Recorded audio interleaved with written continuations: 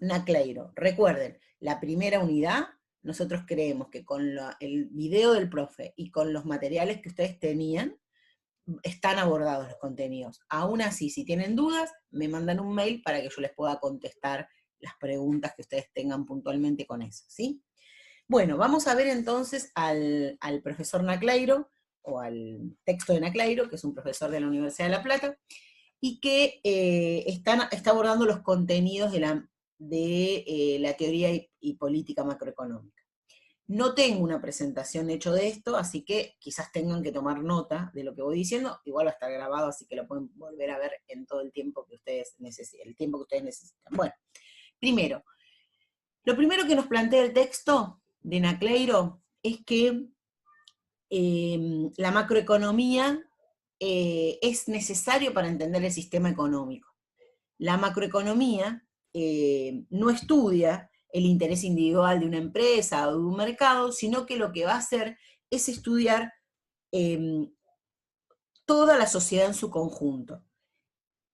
Y en esta sociedad en su conjunto se dan una multiplicidad de relaciones, no hay una sola relación como cuando estaríamos viendo o llevando adelante un estudio microeconómico. Estas herramientas que nos da el autor para estudiar la política macroeconómica, para estudiar la macroeconomía, son necesarias para entender una parte de la realidad como todas las cosas que estudiamos. Nada de lo que estudiemos, por más amplio que sea, nos permite ver el todo, sino que nos permite ver una parte de la realidad. Y creemos que la macro es una parte importante de nuestra realidad o nuestro sistema económico. Y el estudio de la macroeconomía nos va a llevar a una interpretación muy analítica de la sociedad como un todo. Por lo tanto, estudiar macroeconomía nos va a generar múltiples cuestiones, las cuales surgen del momento de analizar el sistema económico en su conjunto, ¿sí? Entonces, hasta acá lo que nos plantea el autor, estoy tratando de seguirlo, así ustedes cuando lo leen siguen este razonamiento. El autor nos plantea que estudiar macroeconomía significa mirar la realidad como un conjunto de relaciones, ¿sí? Obviamente se refiere a la realidad económica. Sin embargo, el sistema macroeconómico es un sistema social, por lo tanto tiene múltiples relaciones con otros sistemas, con el sistema político, con el sistema eh, institucional, etc. Eso no hay que perderlo de vista, porque si no pareciera que el sistema económico prevalece sobre los demás, cuando en realidad no debería ser así. Otra de las cuestiones que el autor recalca es que a él le interesa saber y estudiar cómo se rigen las relaciones económicas de producción, de distribución y de consumo de riquezas que se engendran o que se generan en una sociedad. Porque en realidad, estudiar el sistema social significa estudiar todas estas partes, ¿no? Producción, distribución y consumo. Es importante también pensar esto que les decía, que el sistema macroeconómico no puede estar atado, en realidad, o no puede prevalecer sobre los otros, ni estar atado a ningún otro sistema, pero tampoco podemos pensar que está bien que el sistema de poder actúe sobre el sistema económico, dejando de lado la resolución de las necesidades de las personas. Esto también el autor lo recalca, ¿no? Muchas veces el sistema económico, más allá de poder resolver las necesidades de una sociedad, está muy atado al poder vinculado a hacer cumplir las instituciones, ¿sí?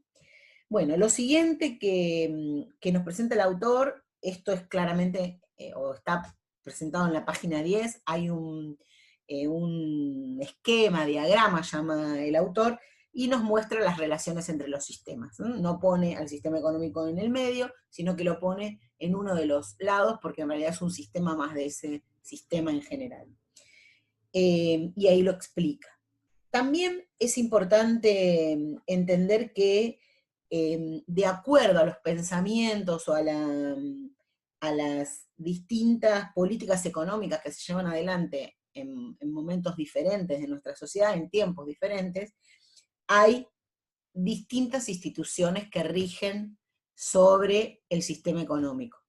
Entonces acá el autor nos hace unos ejemplos sobre los autores que vimos en la unidad 1, que plantean que, bueno, en tiempos de Adam Smith, por ejemplo, la mejor solución para resolver los problemas en la economía es el libre mercado, cuando en realidad, si miramos la perspectiva de Keynes, va a estar ligado en realidad a que el Estado tenga o sea impulsor de la actividad económica. Fíjense que las distintas teorías, leyes que implementen van a estar vinculados a respaldar un pensamiento económico en particular. Por lo tanto, las instituciones que rigen el sistema macroeconómico están sumamente vinculadas a las teorías económicas que responden a diversas motivaciones de los economistas o de los analistas, ¿sí?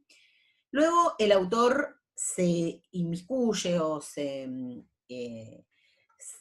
adelanta a plantearnos que hay una visión muy general en la economía, muy difundida, es la economía neoclásica, ¿sí?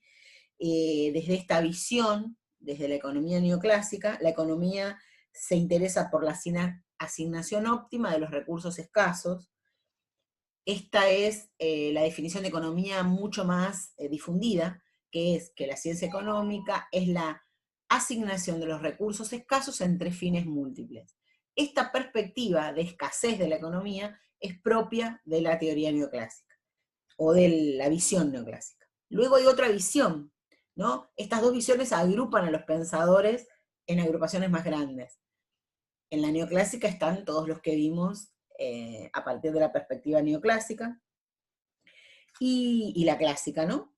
Y después está la perspectiva estructuralista, que en realidad incluye el pensamiento post-keynesiano, marxista y sus continuadores, que plantea que la economía en realidad es el estudio del proceso de producción, distribución y consumo de una determinada sociedad. Fíjense que no estudia solo la asignación de los recursos, como decíamos en la economía neoclásica, sino que estudia todas las etapas de producción de una sociedad, producción, distribución y consumo.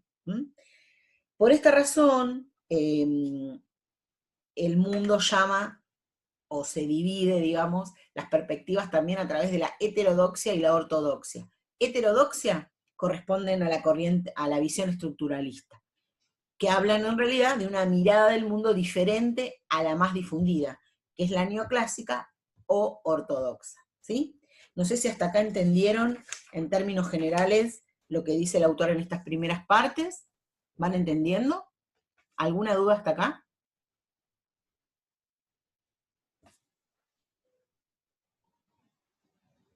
Muy bien, perfecto. Carla me dice que sí se entiende. Bueno, vamos a seguir entonces. Bien, lo siguiente es que el autor nos presenta qué significa sistema. Nos habla de qué es un sistema, esto ustedes lo han estudiado en un montón de materias, y en realidad habla que el sistema no es la suma de las partes, sino que en realidad no es la suma de las individualidades, para decirlo propiamente dicha, sino que es muy distinto, porque en realidad es una interrelación entre distintos aspectos. Espérenme que le contesto a Lorena. Uy.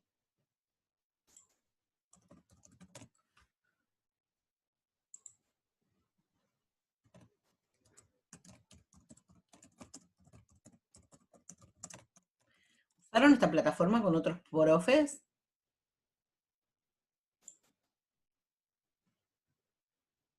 Bien, no, dicen algunos. Bueno, se fue mi pantalla, ¿no? Ustedes la ven. Ahí está, ahí está. Ahí está de nuevo. Bien, seguimos entonces con el autor. Ahora creo que ya se ve bien, ¿no? Igual no hay mucho que ver porque no preparé el PowerPoint de esto. Ahí está, perfecto. Bueno, por otro lado, el autor nos plantea que el sistema económico es estudiado por la macroeconomía, porque así como les decía, lo importante de la macroeconomía es mirar al sistema económico en general. Entonces, su estudio del sistema económico en general es en realidad su visión o su razón de estudio. Esta macroeconomía, o la macroeconomía, se ocupa de estas realidades sociales, dentro de las cuales nos interesan cuestiones específicas, por ejemplo, eh, la pobreza, el desempleo, los salarios, las ganancias, todo eso es estudio de la macroeconomía. Y hay algunas problemáticas también comunes que se estudian en la macroeconomía, que es en realidad el crecimiento económico, la inflación, la distribución del ingreso, etcétera, las crisis económicas, financieras y demás. Estas cuestiones son objeto de estudio de la macroeconomía, pero son parte y están dentro de un sistema social. Nadie podría negar eso. Entonces, esto nos deja como enseñanza, digamos, que un sistema económico es un sistema social. Por otro lado, el autor nos presenta otro diagrama, el diagrama número 2 dentro de su material. En ese diagrama lo que nos quiere presentar es que hay reglas e instituciones que, que coordinan a la sociedad. Cuando hablo de instituciones, no estoy hablando de organizaciones. Instituciones son las reglas que atañen a una sociedad, las reglas eh, que nos coordinan, que nos coercionan nuestro accionar, digamos, ¿no? Reglas y normas sociales regulan nuestro comportamiento, ¿no? Regulan el comportamiento de las organizaciones también. Y esas reglas o esas instituciones también atraviesan el sistema económico. Bueno, ¿cómo se mejora el sistema económico? Dice el autor. Bueno, a través de la evolución del poder político, que es capaz de poner en práctica un plan de desarrollo económico acorde a las necesidades de una sociedad y que sea posible mantener en el tiempo. Hay varias formas de acercar el economista a la realidad, como hace un economista para ver la realidad y no cerrarse en una sinfín de variables que no lleguen a nada. Bueno, esto se hace de distintas formas. Una de las formas es relacionar los hechos con las teorías. Varios autores aceptan la división de la economía a través de la llamada normativa, de la economía normativa y la economía positiva. ¿Esto qué significa? Que cuando hablamos de la economía positiva, intentamos comprender el comportamiento y observar el funcionamiento de los sistemas económicos sin emitir opinión. Ejemplo de economía positiva, diríamos, el dólar está a 80 pesos. ¿Sí? Eso estoy diciendo una realidad. Debe estar a 100 ya, pero bueno, me quedé vieja en el tiempo. Por otro lado, cuando hablamos de lo normativo, o sea, la economía normativa, estudiar desde la economía normativa, significa analizar los resultados del comportamiento económico, y esto evalúa como bueno o malo un comportamiento económico X. Esto, como ejemplo, les digo, de la economía normativa, podríamos decir eh, el dólar a 80 pesos produjo un desequilibrio en la clase media, qué sé yo. Es muy negativo para la clase media. Fíjense que estoy emitiendo opinión sobre el hecho. Eso es, en realidad, hacerlo desde la economía normativa. ¿Se entendió la diferencia entre normativo y positivo? Sí, perfecto. Bien. Otra de las formas en que se puede estudiar, bueno, ahí repito la positiva. La positiva significa describir un hecho de la realidad sin emitir opinión. Les digo claramente como lo dice el autor. Dice, lo positivo intenta comprender el comportamiento y observar el funcionamiento de los sistemas económicos sin emitir juicios. Se describe lo que existe y se explica cómo funciona. Entonces, la economía positiva sería describir un hecho de la realidad. Los jubilados cobran un tercio del salario básico. Ahí estoy hablando positivamente. ¿Por qué? Estoy diciendo en realidad un hecho que sucede en la realidad. Ahora, si yo digo, los jubilados cobran una miseria porque cobran el 3% de lo que es el salario mínimo vital y móvil, ahí estoy describiendo un hecho a través de la economía normativa, porque estoy en realidad emitiendo opinión sobre un hecho. No lo estoy relatando nada más.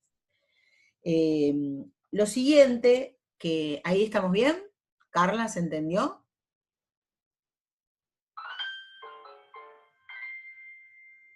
Bien. Lo siguiente entonces es otra de las formas de estudiar o de llevar al economista a estudiar la realidad es a partir del holismo epistemológico. Buah, difícil la palabra. Holismo epistemológico sería. Esta significa estudiar a los sistemas sociales abiertos y complejos, es decir, comprender los sistemas que interactúan constantemente con el sistema económico. O sea, no estudiar el sistema económico solo, sino que estudiarlo en relación con los otros sistemas.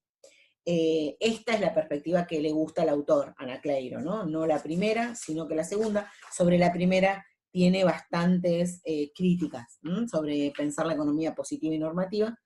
Nos estamos quedando con poquito tiempo, por eso les decía que tenemos poco tiempo para llevar adelante la reunión.